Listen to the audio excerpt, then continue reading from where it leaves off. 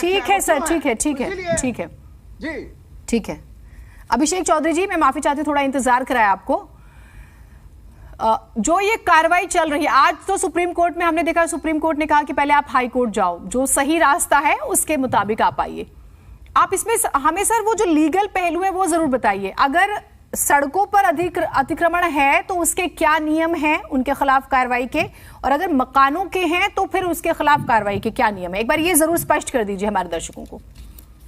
Madam, आज supreme court ने बहुत ही क्लैपिंग डिसीजन दिया, जिसमें उन्होंने पॉलिटिकल पार्टीज जो अपने वोट बैंक्स के लिए कोर्ट को अप्रोच करते थे तो सीधा पूछ लिया, वाई सीपीएम क्यों पिटीशन डाल रही है, केवल सीपीएम को ही क्या परेशानी है अनऑथराइज्ड कंस्ट्रक्शन या एनक्रोचमेंट या डिमोलिशन से।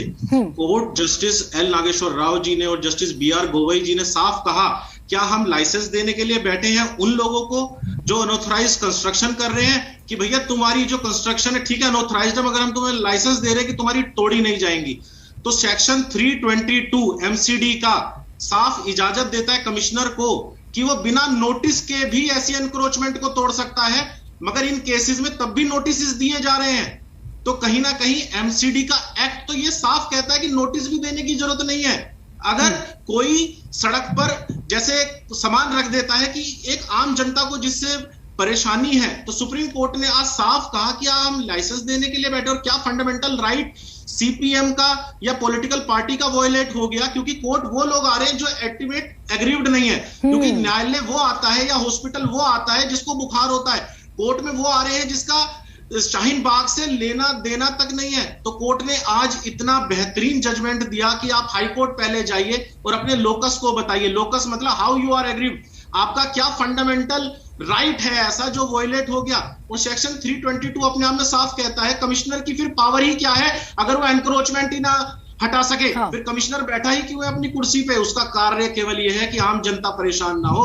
322 सेक्शन ये कहता है कि नोटिस देने की भी जरूरत नहीं है, और जो सामान जो सड़क पर जो पब्लिक प्रॉपर्टी मींस उस पर आपका भी अधिकार है, मेरा भी अधिकार है।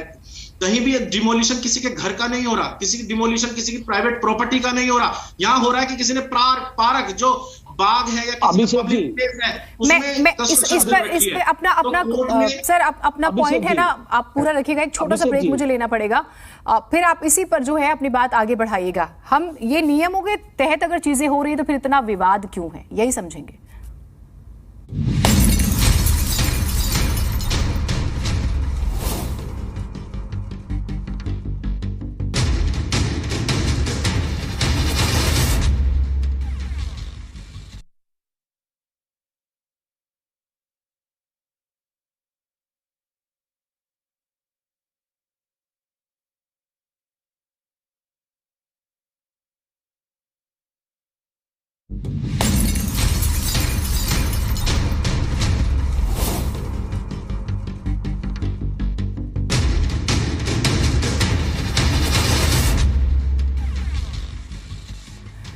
ब्रेक के बाद स्वागत है आप सभी का। अभिषेक जी, आप अपनी बात पूरी कीजिएगा।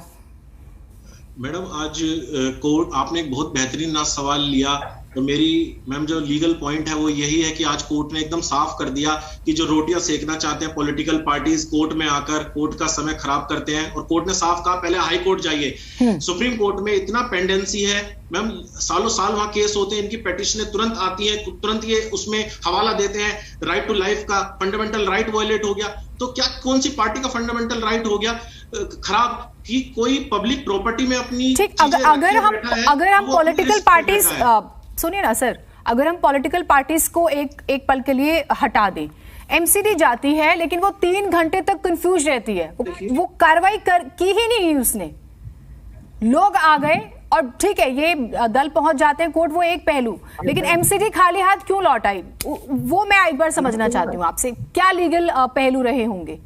मैम देखिए, इसमें पहलू यही रहा होगा कि पिटीशन अगर कोर्ट में फाइल हो गई है तो उनके अधिकारी उसका सम्मान करेंगे कि उसका आउटकम क्या आता है, उसका क्या वो होता है, बाकी एमसीडी के अधिकारी ही बता सकते हैं। बाकी एनक्रोचमेंट मैम कहीं की भी हो, खाली दिल्ली नहीं पूरे भारत में, जैसे चांदनी चौक का भी एनक्रोचमेंट था, आज आप जाएंगे तो कोई भी फ्रीली वहां जो बिल्कुल भरा रहता था वो बिल्कुल खाली हो गया, क्योंकि वहां की भी एनक्रोचमेंट को सुप्रीम कोर्ट और हाई कोर्ट ने हटाया है।